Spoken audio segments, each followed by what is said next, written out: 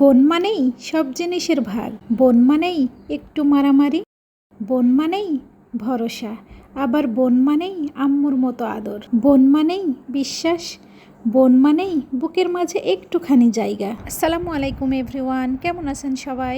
আজকে যাচ্ছি বোনের বাড়িতে। একজন বোনের ভালোবাসা পৃথিবীর সকল মূল্যবান জিনিসের চেয়েও পবিত্র। একজন বোনের মূল্য 1000 বন্ধুর চেয়েও বেশি। একটা বোন থাকাও ভাগ্যের ব্যাপার। অনেক সময় মা বেঁচে না থাকলে বোনের কাছে যেয়ে একটা বেলা কাটানো যায়, মায়ের মতো করেই মনের কথাগুলো বলা যায়। প্রচণ্ড গরম পড়েছে, তাই যাওয়ার সাথে সাথেই আমার বোন বেলের শরবত করে দিচ্ছে।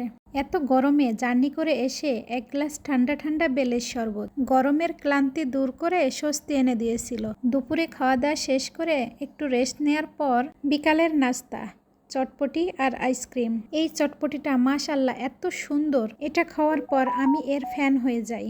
যে 2-3 দিন ছিলাম, আমি প্রত্যেকটা দিন বিকালবেলা এই চটপটিটা খেতাম। এই যে পরের দিন সকালবেলা আবার রান্না বান্না শুরু। আমার বোন আমাকে মাংসটা মাখিয়ে দিতে বলছিল, আর ও এদিকে অন্যান্য রান্নাগুলো করে নিচ্ছিল, লাল শাক ভাজি আর রুই মাছের ঝোল। তারপর গরুর মাংসটা চুলায় বসিয়ে দিল। তারপর মাংসটা রান্না শেষ করে পোলাওটা রান্না করছিল। ও পোলাওটা এইভাবে ভেজে রান্না করে।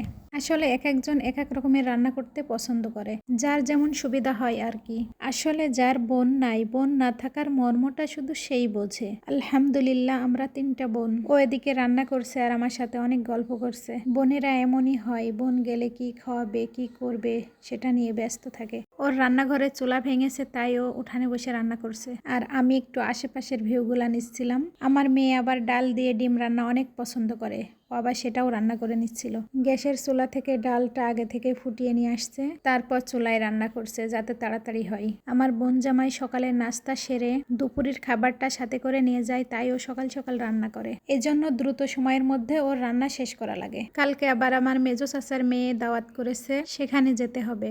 যেহেতু পাশেই থাকে তাই ওর একটু না দেখে গেলে হয় না। আমি বড়, তাই আমার দায়িত্ব একটু বেশি। আর এই যে আমার বোনের রান্না শেষ। কালকে চাচাতো বোনের বাসায় যাব। দ্বিতীয় পার্ট দেখার জন্য পাশে থাকবেন। আল্লাহ হাফেজ।